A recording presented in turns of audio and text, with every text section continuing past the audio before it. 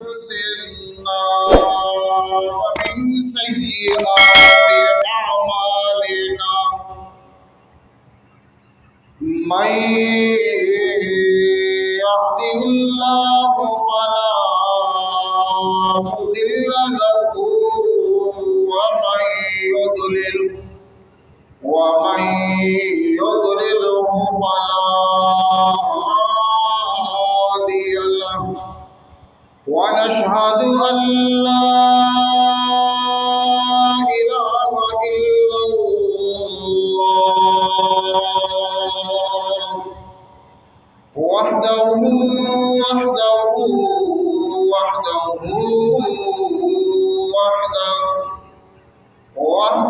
لا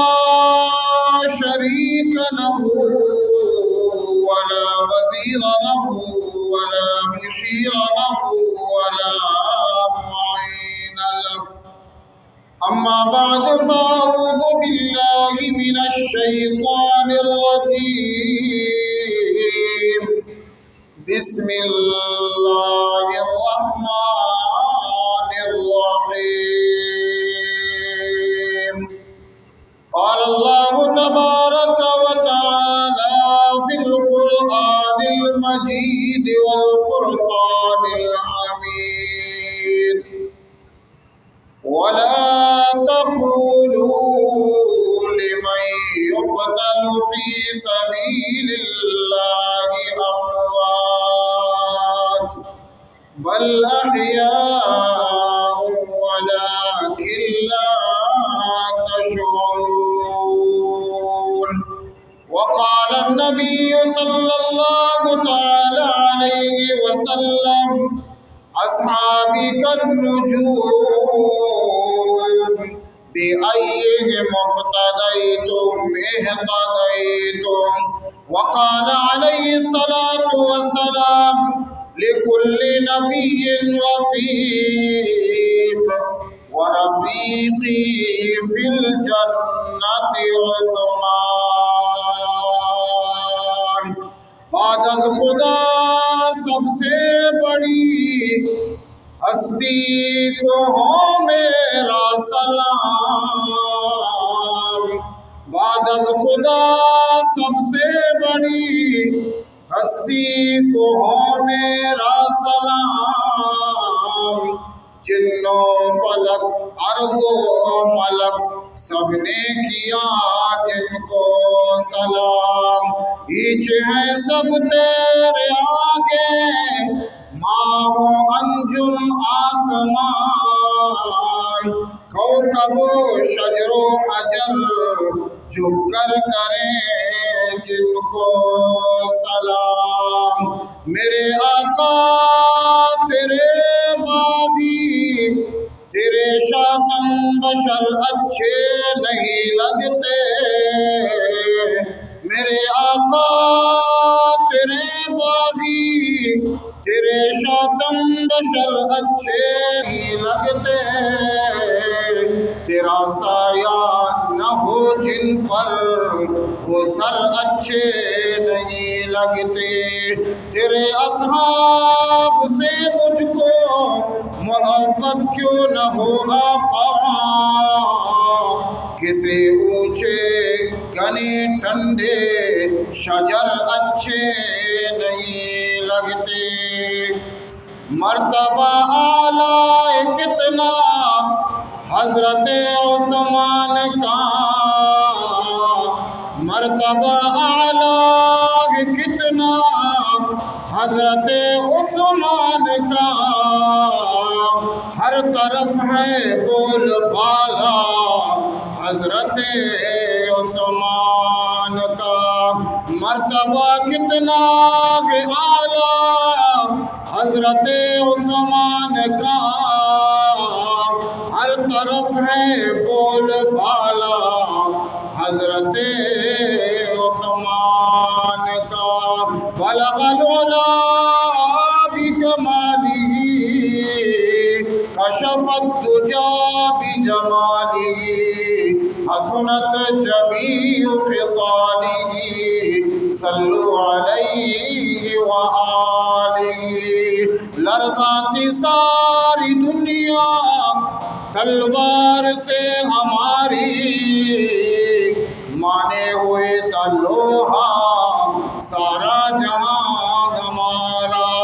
ایمان کی تھی قوت، اخلاص کی تھی برکت، ایک ایک ہزار کا تھا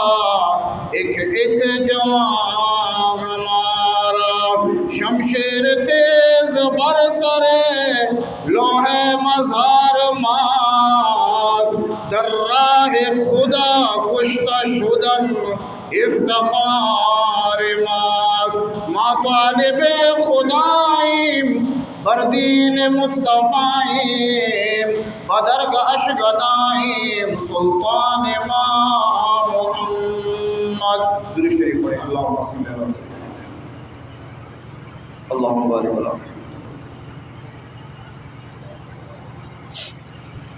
عزیزان محترم، قابل قدر و قابل صدر کرام، دوستوں، بزرگوں اور بھائی، رب ذوالجلال خالق کائنات کی بے مثل اور بے مثال کتاب قرآن مجید فرقان حمید میں سے چند کلمات تلاوت کرنے سننے کی جو سعادت ہمیں حاصل ہوئی، اللہ تبارک و تعالیٰ کی بارگاہ میں دعا ہے کہ رب ذوالجلال ہر وقت ہمیں اپنی پاک کتاب قرآن مجید پڑھنے، سننے، سنانے، سمجھنے، سمجھانے اور اس پر عمل کرنے کی توفیق عطا فرمائے۔ یہ مہینہ ذی الحجہ کا مہینہ ہے۔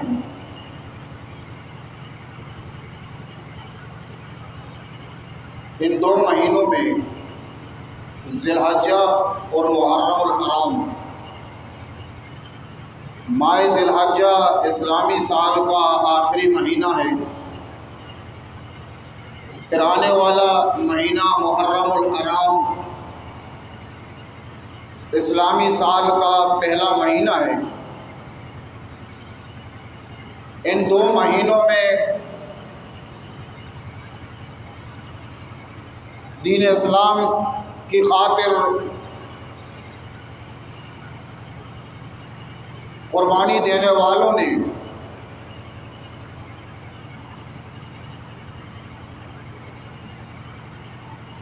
عجیب عجیب قسم کی قربانیاں دے کر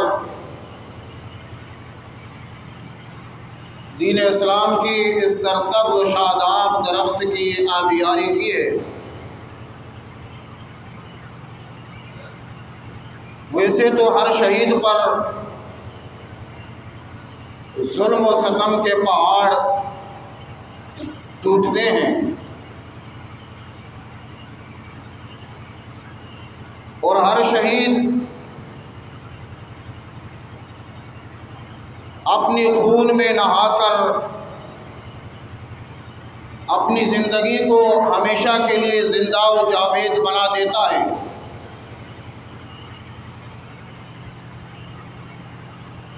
لیکن ان دو مہینوں میں، خاص کر ماہ ذی الحجہ کے مہینے میں، عظیم المثال قربانی سیدنا اسماعیل علیہ السلام کی ہے۔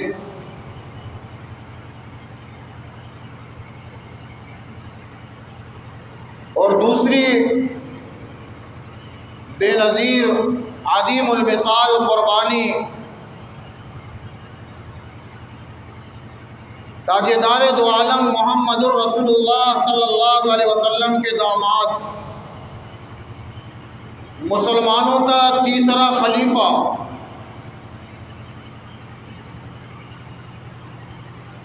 سیدنا عثمان ذی النورین رضی اللہ تعالی عنہ کی قربانی ہے، جو اسی ماہ ذی الحجہ کے مہینے میں پیش آیا۔ سیدنا عثمان ذی النورین رضی اللہ تعالی عنہ اسلام قبول کرنے والوں میں چوتھے نمبر پر ہیں، اور سیدنا ابو بکر صدیق رضی اللہ تعالی عنہ کی دعوت سے مشرف با اسلام ہوئے۔ تاجدار دو عالم محمد الرسول اللہ صلی اللہ علیہ وسلم کو سیدنا عثمان ذی النورین رضی اللہ تعالی عنہ پر مکمل اعتماد اور بھروسہ تھا، اور سیدنا عثمان رضی اللہ تعالی عنہ نے تاجدار دو عالم محمد الرسول اللہ صلی اللہ علیہ وسلم کی خاطر عقائد عالم صلی اللہ تعالی علیہ وسلم کی ہر آواز پر، محمد الرسول اللہ صلی اللہ علیہ وسلم کی ہر اشارہ آبرو پر تاجدار دو عالم کے اس غلام سیدنا صدیق اکبر رضی اللہ تعالی عنہ اپنا سب کچھ لٹانے کے لیے تیار تھے اور لٹاتے رہے۔ تاجدار دو عالم محمد الرسول اللہ صلی اللہ علیہ وسلم کو جب بھی کسی مشکل وقت میں سیدنا عثمان ذی النورین رضی اللہ تعالی عنہ کی ضرورت پڑی، حضرت عثمان ذی النورین رضی اللہ تعالی عنہ نے عقائد عالم سرور کائنات محمد الرسول اللہ صلی اللہ علیہ وسلم کی آواز پر لبیک کہتے ہوئے تاجدار دو عالم صلی اللہ علیہ وسلم کی قدموں پر جس چیز کی آقا کو ضرورت تھی، آقا کے قدموں میں اس چیز کو نچھاور کر دی، اور محبت کی بھی انتہا۔ تاجدار دو عالم محمد الرسول اللہ صلی اللہ تعالی علیہ وسلم نے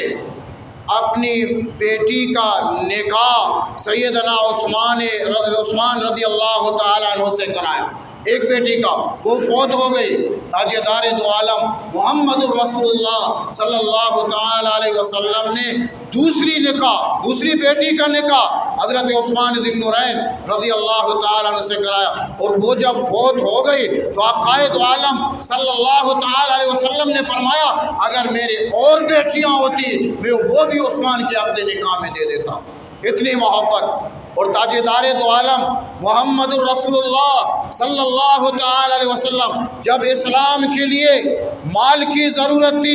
عقائد عالم محمد الرسول اللہ صلی اللہ تعالی علیہ وسلم کی آواز پر لبیک کہتے ہوئے سیدنا عثمان ذی النورین رضی اللہ تعالی عنہ عقائد عالم کے قدموں میں مالوں کا انبار اور ڈیر لگا دیتے تھے۔ جب پانی کی ضرورت ہوتی مسلمانوں کے لیے حضرت عثمان کنواں خرید کر مسلمانوں کے لیے وقف کر دیتے تھے۔ جب کئی مسلمان پریشانی میں مبتلا ہوتے سیدنا عثمان ذی النورین رضی اللہ تعالی عنہ اپنی مال مسلمانوں کی خدمت میں پیش کر دیتے۔ کہیں شادی کی ضرورت ہوتی سیدنا علی المرتضیٰ رضی اللہ تعالی عنہ کی شادی کی طرف نظر دوڑا کے دیکھیں، تاریخ اسلام کا مطالعہ کر کے دیکھیں، اس کی شادی کا انتظام کرنے والا بھی سیدنا عثمان ذی النورین رضی اللہ تعالی عنہ، اور دشمنان اسلام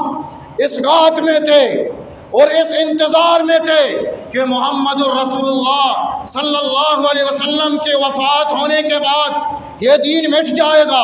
اسلام ختم ہو جائے گی، اسلام کا نام لینے والا ہمیشہ کے لیے نیست و نابود ہو جائیں گے۔ وہ اس انتظار میں تھے کہ عقائد عالم صلی اللہ علیہ وسلم دنیا سے رخصت ہو جائے۔ عقائد عالم کی رخصتی کے بعد جب بادشاہت اور خلافت سیدنا ابو بکر صدیق رضی اللہ تعالی عنہ کے ہاتھ میں آئی، سیدنا صدیق اکبر رضی اللہ تعالی عنہ نے تاجدار دو عالم محمد الرسول اللہ صلی اللہ علیہ وسلم کے نقش قدم پر چلتے ہوئے مختلف ممالک پر اسلام کا علم بلند کی، اور اس کے بعد سیدنا فاروق اعظم رضی اللہ تعالی عنہ کے دور زمانے میں جب خلافت کا زمانہ آیا سیدنا فاروق اعظم نے اسلام کا علم بلند و بالا کیا، دشمنان اسلام بالمقابل آئے تھے، اور یہ خلیفہ اول خلیفہ ثانی رضی اللہ تعالی عنہما دشمنان اسلام سے مقابلہ کرتے رہے۔ وہ اس انتظار میں تھے کہ کسی نہ کسی صورت میں ہم اسلام کا وجود اس کائنات سے ختم کر دیں گے۔ جب وہ جنگی میدان میں شکست کھاتے رہے، اسلام کا مقابلہ نہ کر سکے اور نہ کر سکیں گے انشاءاللہ، اسلام کا مقابلہ کر نہ سکے ظاہری طور پر، تو انہوں نے منافقت شروع کی۔ منافقوں کی ایک ٹولی، ایک جماعت مسلمانوں کے ساتھ آ کر مل گیا۔ بظاہر وہ کلمہ پڑھنے والے تھے، محمد الرسول اللہ صلی اللہ علیہ وسلم کی رسالت کو ماننے والے تھے، در حقیقت یہی لوگ اسلام کے دشمن تھے، اور انہوں نے ایک نیا طریقہ اختیار کیا کہ اسلام میں رہتے ہوئے اسلام کو ختم کرنا ہے۔ تاجدار دو عالم محمد الرسول اللہ صلی اللہ علیہ وسلم کی غلاموں کو میرے رب نے وہ فراست، وہ دانائی، وہ سمجھداری اور ہوشیاری عطا کی ہے کہ تاجدار دو عالم کے غلاموں کو نہ کوئی میدان جنگ میں شکست دے سکے اور نہ میدان سیاست و فراست میں۔ سیدنا عثمان ذی النورین رضی اللہ تعالیٰ عنہ کی جب دور خلافت آیا، وہی لوگ جو اسلام کا نام لے کر، اسلام میں مسلمانی کا نام لبادہ اوڑھ کر اسلام میں داخل ہوئے، وہی لوگ منصوبہ بنانے لگے کسی نہ کسی صورت میں اسلام کو ختم کرنا ہے اور مسلمانوں کی اس خلافت کو ختم کرنا ہے۔ وہ تاجدار دو عالم محمد الرسول اللہ صلی اللہ علیہ وسلم کا تیسرا خلیفہ، خلیفۃ المسلمین محمد الرسول اللہ صلی اللہ علیہ وسلم کا داماد سیدنا عثمان ذی النورین، جن کے متعلق آقا دو عالم نے فرمایا لِكُلِّ نَبِيٍّ رَفِيقٍ وَرَفِيقِ فِي الْجَنَّةِ عثمان، ہر نبی کا ایک رفیق ہوتا ہے اور میرا رفیق جنت میں حضرت عثمان ہے، حضرت عثمان ہے۔ وہ ان کو مٹانے کے لیے، در حقیقت اسلام کو مٹانے کے لیے باغیوں نے مدینہ کے قریب اپنا چھاؤنی قائم کیا، اور انہوں نے یہ فیصلہ کر دیا تھا کہ کسی نہ کسی صورت میں بھی، کون سی صورت ہو، جس بھی صورت میں ممکن ہو، حضرت عثمان رضی اللہ تعالی عنہ کو شہید کرنا ہے۔ وہ یہ فیصلہ کر چکے تھے، مدینے کے قریب اپنا ڈیرا جما چکے تھے، اپنی چھاؤنی قائم کر چکے تھے۔ جمعے کے دن سیدنا عثمان ذی النورین رضی اللہ تعالی عنہ ممبر رسول پر بیٹھ کر تقریریں فرما رہے تھے۔ سیدنا عثمان ذی النورین رضی اللہ تعالی عنہ کو تقریر کے اندر ٹوکا گیا۔ ایک شخص کھڑا ہو کر یہ کہنے لگا، عثمان تم اس مسجد میں خطبہ نہیں دے سکتے ہو۔ وہ مسجد جس کی تعمیر و توسیع میں حضرت عثمان رضی اللہ تعالی عنہ نے اپنا مال خرچ کیا، وہ مسجد نبوی جو تاجدار دو عالم صلی اللہ تعالی علیہ وسلم کا یادگار تھا، وہ ممبر رسول جس پر کبھی سیدنا صدیق اکبر رضی اللہ تعالی عنہ اور کبھی سیدنا فاروق اعظم رضی اللہ تعالی عنہ بیٹھ کر خطبہ دیتے تھے، اس ممبر پر بیٹھے ہوئے سیدنا صدیق اکبر رضی اللہ تعالی عنہ کو صفوں کے درمیان سے ایک شخص کھڑے ہو کر یہ کہنے لگا، عثمان تم خطبہ نہیں دے سکتے، خطبہ نہیں پڑھ سکتے، تمہیں خطبہ پڑھنے کی اجازت نہیں۔ سیدنا عثمان ذی النورین رضی اللہ تعالی عنہ فرمایا، خدا کی قسم بارشاد رسول اللہ صلی اللہ علیہ وسلم تم ملعون ہو۔ سن لو اے باہر سے آنے والے لوگوں، بارشاد رسول اللہ صلی اللہ علیہ وسلم تم ملعون ہو۔ ایک صحابی محمد بن مسلمہ کھڑے ہو گئے، میں گواہی دیتا ہوں آقا دو عالم نے ان کو ملعون کہا ہے، عقائد عالم نے ان کو ملعون کہا ہے۔ اور حضرت عثمان رضی اللہ تعالیٰ عنہ یہ فرما رہے تھے، نیکیاں گناہوں کو مٹا دیتے ہیں، وہ نیکیاں گناہوں کو مٹا دیتی ہیں، تم نیکیاں کرو اپنے گناہوں کو مٹاؤ۔ سیدنا عثمان ذی النورین رضی اللہ تعالیٰ عنہ کی بات سننے کے لیے وہ تیار نہیں تھے، حتیٰ کہ ایک شخص صفوں کے درمیان میں کھڑے ہو کر دوڑتا ہوا سیدنا عثمان ذی النورین رضی اللہ تعالیٰ تعالیٰ عنہ کے قریب آیا، جو عصا پیغمبر کا عصا تھا، عصائے رسول، جو منبر پر تاجدار دو عالم محمد الرسول اللہ صلی اللہ علیہ وسلم بیٹھ کر جس عصا کو لے کر سہارا دیتے تھے، وہ عصا جو عقائد دو عالم کا یادگار تھا، وہ عصا جو صدیق اکبر رضی اللہ تعالیٰ عنہ کا یادگار تھا، وہ عصا جو فاروق اعظم کا یادگار تھا، وہ باغی صفوں کے درمیان سے اٹھ کر دوڑتا ہوا اس عصا کو حضرت عثمان سے چھین کر اور عصا کے دو ٹکڑے کر دیتے ہیں، دو ٹکڑے کر دیتے ہیں۔ نہ عصا کا احترام اور نہ عصا والے کا احترام صلی اللہ علیہ وسلم کا۔ معلوم ہوا جس کے دل میں عصا کی محبت نہیں، اس دل میں محمد الرسول اللہ کی محبت نہیں، اس دل میں عقائد عالم کی محبت نہیں تھی، جس دل میں عثمان کی محبت نہیں، اس دل میں محمد الرسول اللہ کی محبت نہیں۔ وہ عصا کو توڑ کر، اور جب عصا کو توڑ دیتے ہیں تو عثمان کے دل پر کیا گزرتا ہے اور مسلمانوں کے دلوں پر کیا گزرتا ہوگا۔ میں اور آپ اس عصا کی احترام کرتے ہیں، میں اور آپ مسجد کی احترام کرتے ہیں، نہ مسجد کا احترام، نہ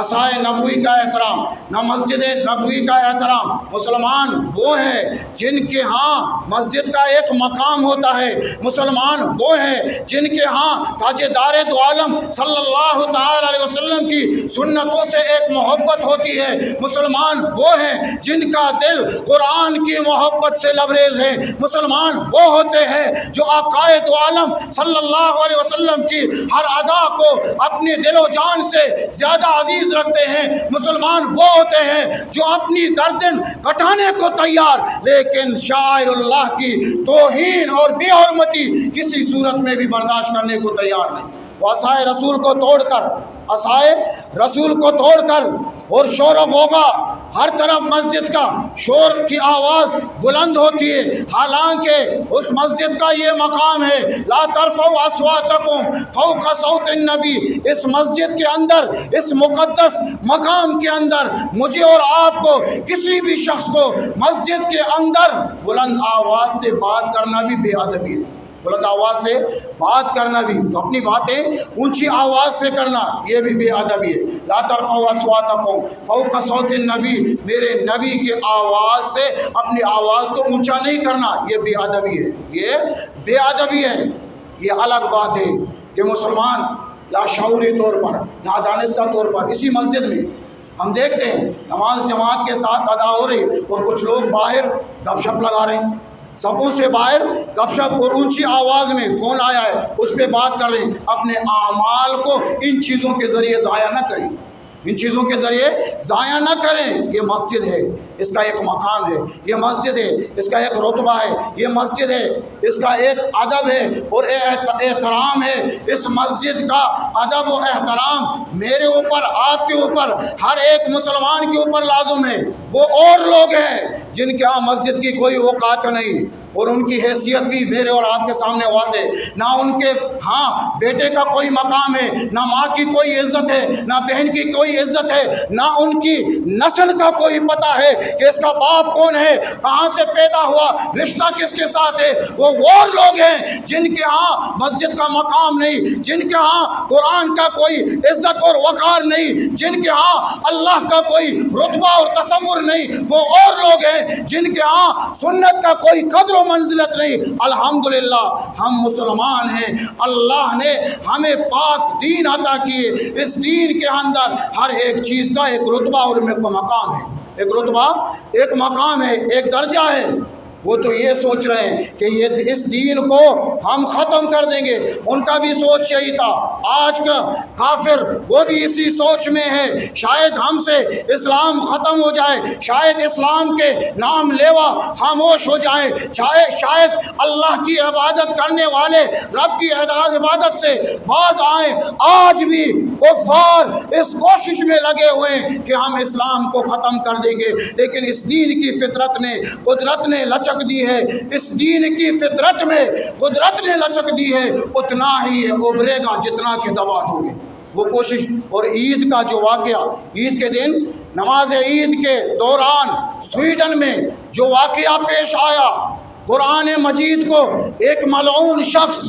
جس کی نسب کا بھی پتہ نہیں، جو پتہ نہیں کون سی گندی نسل سے پیدا ہوئی ہے، وہ ایک شخص باہر مسجد کے اندر مسلمان نماز عید ادا کر رہے ہیں، اور یہ ظالم مسجد کے باہر سرکاری اجازت سے اور سرکاری پروٹوکول کے ساتھ سیکورٹی گارڈوں کے ساتھ وہ اللہ کی قرآن کا توہین کر رہا ہے اور قرآن مجید کی اوراق کو جلا رہا ہے، یہ سمجھ کر کہ اسلام ختم ہو جائے گا۔ لیکن نہیں، قرآن ختم ہوں گے ہی نہیں۔ اس کے باپ دادا نے کوشش کی، ختم نہ کر سکا، ختم نہیں کر سکا۔ یہ کیا چیز ہے، یہ کیا چیز ہے؟ اور اگر وہ امتحان لینا چاہتے ہیں مسلمانوں کا، اس زمانے بھی مسلمانوں نے جرأت، ایثار، قربانی، بہادری کا مظاہرہ کرتے ہوئے قرآن کی توہین کرنے والوں کو نشان عبرت بنایا۔ اس دور میں بھی تاجدار دو عالم محمد الرسول اللہ صلی اللہ علیہ وسلم کے غلاموں میں ایسے موجود ہیں جو اپنی جان قربان کر دیں گے، لیکن قرآن کی توہین برداشت نہیں کر سکتے، برداشت نہیں کر سکتے۔ باقی وہ مسلمان، انہوں نے تو وہی دیکھے، انہی کو دیکھا ہے، انہوں نے انہی کو دیکھا ہے جنہوں نے بے حیائی کا چادر اپنے سر پر تھانا ہے، جو بے حیائی کا چادر اوڑھ کر بیٹھے ہوئے ہیں۔ انہوں نے ان بے ضمیر حکمرانوں کو دیکھا ہے جو برائے نام مسلمان ہیں، جن کے منہ سے قرآن کی عظمت اور توقیر، قرآن کی شان کے متعلق ایک لفظ بھی نہیں نکلتا۔ میرے رب کا نازل کیا ہوا جو قرآن ہے، اس کی حفاظت کرنے والا بھی رب الرحمن ہے، وہ اللہ اپنی کتاب کی حفاظت خود کریں گے۔ لیکن مجھے اور آپ کو یہ دکھانا ہے کہ قرآن کی خاطر جانے نچاور کرنے والے اب بھی موجود ہیں، قرآن کی بے حرمتی پر اپنی جانیں نچاور کرنے والے اب بھی موجود ہیں۔ میں عرض کر رہا تھا، حضرت عثمان ذی النورین رضی اللہ تعالیٰ عنہ خطبہ دے رہے ہیں، لوگوں نے ہر طرف سے پتھر مارنا شروع کیا۔ ظلم کی ابتدا پتھر مارنے سے ہوئی۔ سیدنا عثمان ذی النورین رضی اللہ تعالیٰ عنہ پر جب پتھروں کی بارش برسنے لگی، صحابہ کرام کھڑے ہو گئے۔ ان باغیوں نے تمام مسلمانوں کو مسجد سے باہر نکال کر سیدنا عثمان ذی النورین رضی اللہ تعالیٰ عنہ پر پتھروں کا بارش کر دیا۔ حضرت عثمان ذی النورین رضی اللہ تعالیٰ عنہ بے ہوش ہوئے اور ممبر رسول سے نیچے گر گئے۔ جب اس کو اٹھا کر قصر خلافت میں پہنچایا گیا تو سیدنا عثمان رضی اللہ تعالیٰ عنہ اس وقت بے ہوشی کی حالت میں تھے۔ جب ہوش میں آئے تو پہلا جملہ یہ تھا، مدینے والوں کا حال کیسا ہے، مدینے والوں کا حال کیسا ہے۔ کتنی محبت تھی عثمان کو، کتنی محبت تھی حضرت عثمان کو مدینے میں رہنے والوں سے، عقائد عالم سے محبت کی کیا عالم ہوگی، کتنی محبت تھی۔ اہل مدینہ کا کیا حال ہے، وہ خیریت سے ہیں، وہ خیر و عافیت سے ہیں۔ حضرت عثمان ذی النورین رضی اللہ تعالی عنہ زخمی حالت میں قصر خلافت میں پڑے ہوئے، باغیوں نے وہاں تک بس نہیں کیا بلکہ پیچھے دوڑتے دوڑتے حضرت عثمان ذی النورین رضی اللہ تعالی عنہ کے گھر کے قصر خلافت کے قریب پہنچ کر گلیوں میں چکر لگانے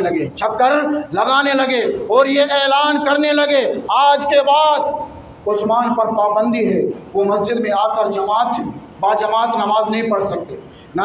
خطبہ دے سکتے ہیں۔ پہلے اعلان ہوا خطبہ نہیں دے سکتے، پھر یہ اعلان ہوا جماعت کے ساتھ مسجد نبوی میں نماز بھی نہیں پڑھا سکتے اور نہ جماعت کے ساتھ نماز پڑھ سکتے ہیں۔ اور اسی پر بس نہیں، چند ساعت بعد یہ اعلان ہوا عثمان کا کھانا بند، آج کے بعد کوئی عثمان کو کھانا نہیں پہنچائے گا، کھانا گھر میں محصور کر دیا گیا۔ حضرت عثمان ذی النورین رضی اللہ تعالیٰ عنہ، وہ عثمان جس کے مال و دولت سے غریب اپنا پیٹ بھرتے تھے، وہ عثمان جس نے غریبوں کے کھانے کا انتظام کیا، وہ عثمان جن گھروں میں چولہا نہیں جلتا تھا، حضرت عثمان ذی النورین رضی اللہ تعالیٰ عنہ کے مال سے اس گھر میں چولہا چلنے لگے، وہ اولاد جن کو شادی کی عمر تک پہنچ چکے تھے لیکن ان کے پاس گنجائش نہیں تھی، حضرت عثمان کے مال سے ان کی شادی کا انتظام ہوتا تھا اور کھانے پکتے تھے۔ آج اسی عثمان کے گھر پر کھانا لے جانے پر پابندی لگا دیا۔ صرف اتنا نہیں، بلکہ بعد میں یہ بھی اعلان کر دیا گیا خبردار کسی کو اجازت نہیں کہ عثمان کے گھر میں پانی پہنچائے، پانی پر بھی پابندی۔ میں نے اور آپ نے سنا ہے کربلا کے میدان میں سید الشہداء سیدنا حسین ابن علی رضی اللہ تعالی عنہما پر پابندی لگا، پیاس میں رہے کتنے دن؟ 3 دن یا 10 دن، لیکن حضرت عثمان ذی النورین رضی اللہ تعالی عنہ کا پانی بند کیا گیا، 3 دن نہیں، 10 دن نہیں، 20 دن نہیں، 30 دن نہیں، 40 دن تک 40 دن تک پانی بند کر دیا گیا، نہ کھانا پہنچانے کی اجازت، نہ پانی، حتیٰ کہ ایک مرتبہ حضرت علی رضی اللہ تعالیٰ عنہ کو جب پیغام پہنچا، حضرت عثمان رضی اللہ تعالیٰ عنہ نے پیغام بھیجا حضرت علی رضی اللہ تعالیٰ عنہ کی طرف، حضرت زبیر، حضرت طلحہ رضی اللہ تعالیٰ عنہما اور حضرت سیدہ عائشہ صدیقہ رضی اللہ تعالیٰ عنہا کے پاس پیغام بھیجا، میرے کھانے پینے کا انتظام کچھ اگر تم سے ہو سکے، ان ظالموں نے وہ بند کر دیا ہے، اگر کچھ ہو سکے تو کچھ پانی میرے ہاں پہنچا دینا۔ حضرت علی رضی اللہ تعالی عنہ جب یہ پیغام سنتے ہیں تو وہ مشکیزہ پانی سے بھر کر حضرت عثمان کی طرف لے جا رہے ہیں، راستے میں باغی کھڑے ہوئے ہیں، وہ دوڑتے ہوئے حضرت علی رضی اللہ تعالی عنہ کے پاس آ کر یہ کہتے ہیں یہ پانی پہنچانے کی اجازت نہیں۔ حضرت علی رضی اللہ تعالی عنہ ان سے جھگڑنے لگتے ہیں، اے ظالموں، کافر بھی اس طرح نہیں کرتے، روم و فارس کے جیلوں میں جو قیدی رہتے ہیں، فارس اور روم کے قیدیوں کے ساتھ کافر یہ سلوک نہیں کرتے، تم عثمان کے لیے کس بنیاد پر اس سلوک کو جائز رکھتے ہو؟ تم کس بنیاد پر حضرت عثمان رضی اللہ تعالی عنہ کے قتل کو اپنے لیے جائز سمجھتے ہو؟ وہ کہتے ہیں کسی قیمت میں تمہیں پانی پہنچانے کی اجازت نہیں۔ اس مشکیزے سے پانی کو گراتے ہیں، مشکیزے کو چھین لیتے ہیں۔ حضرت علی رضی اللہ تعالی عنہ محبت اور اعتماد کا تقاضا پورا کرتے ہوئے کہ عثمان کو پتہ چلے کہ علی آیا تھا، اس نے اپنی طرف سے بہت کوشش کی لیکن ظالموں نے نہیں چھوڑا، اس پیغام کو پہنچانے کے لیے حضرت عثمان ذی النورین رضی اللہ تعالی عنہ تک حضرت علی رضی اللہ تعالی عنہ اپنا پگڑی اتار کر اس قصر میں پھینک دیتے ہیں تاکہ معلوم ہو علی آیا تھا، رضی اللہ عنہ آیا تھا، لیکن ان ظالموں نے نہیں چھوڑا۔ سیدنا عثمان ذی النورین رضی اللہ تعالی عنہ کا 40 دن تک پانی بند رہا، اور پوچھا گیا عثمان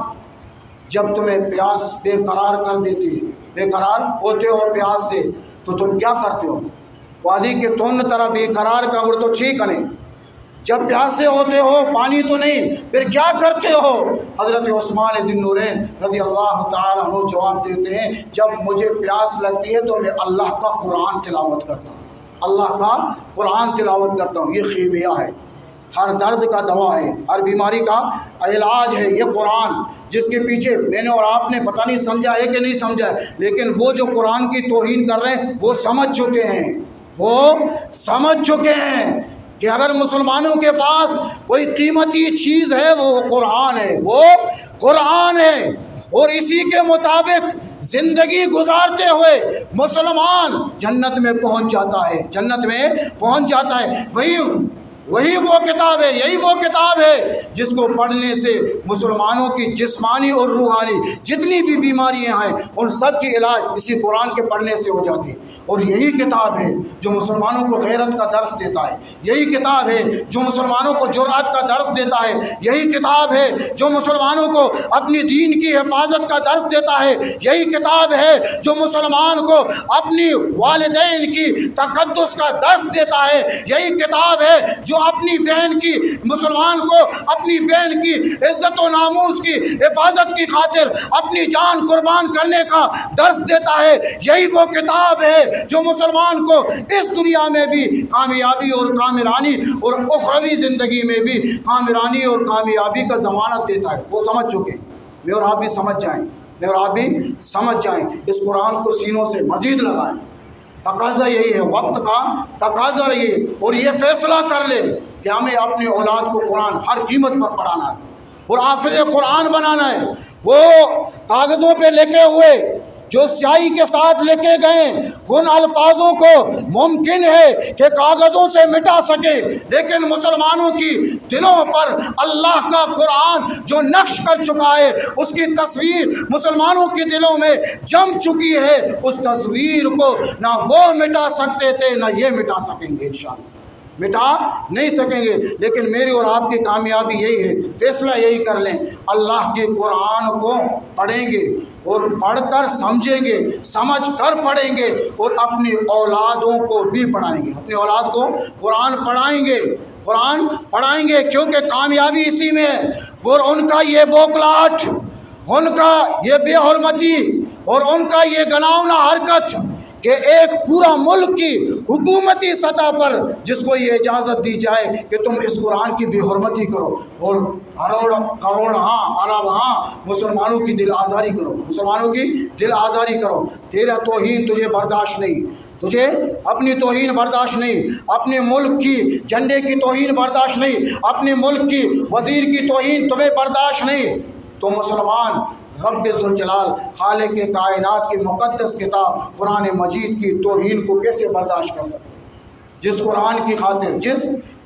کی خاطر تاجدار دو عالم صلی اللہ علیہ وسلم نے تکلیفیں اٹھائی، قرآنی پیغام کو پہنچانے کی خاطر صحابہ کرام نے اپنی جانیں قربان کی، قربانی کی جانوں کے نذرانے پیش کیے، مسلمان کسی بھی قیمت میں اس بیہودہ حرکت کو برداشت کرنے کے لیے تیار نہیں، اور مسلمان حکومتوں سے ہر مسلمان کا یہ فریاد ہے کہ اس سے یہ حساب لیا جائے، اور میں اور آپ صرف آنکھ اٹھا کر دعا کر سکتے ہیں، یا اللہ جس نے قرآن کی توہین کی، جس نے تیرے پاک کتاب کی توہین کی، جس نے تاجدار دو عالم محمد الرسول اللہ صلی اللہ علیہ وسلم پر نازل ہونے والا اس مقدس مطہر پاک کتاب کی توہین کی، یا اللہ ان کو زیر و زبر فرما، ان کو زیر و زبر، ان کو نیست و نابود، مٹ گئے قرآن کو مٹانے والے، آج بھی قرآن ہے اور قیامت کے صبح تک انشاءاللہ قرآن رہے گا۔ اللہ تبارک و تعالی ہمیں مضبوطی کے ساتھ قرآن کے دامن کو پکڑنے اور قرآنی احکامات کے مطابق زندگی گزارنے کی توفیق عطا فرمائے۔ وآخر دعوانا ان الحمدللہ رب العالمین۔ مسجد کی ضروریات کو سامنے رکھتے ہوئے مسجد کے چندہ میں جس قدر بھی ہو سکے اللہ تبارک و تعالی سے امید رکھیں، انشاءاللہ یہ ہمارے آخرت کے لیے ذخیرہ ہے، بھرپور تعاون فرمائے۔ وآخر دعوانا ان الحمدللہ رب العالمین۔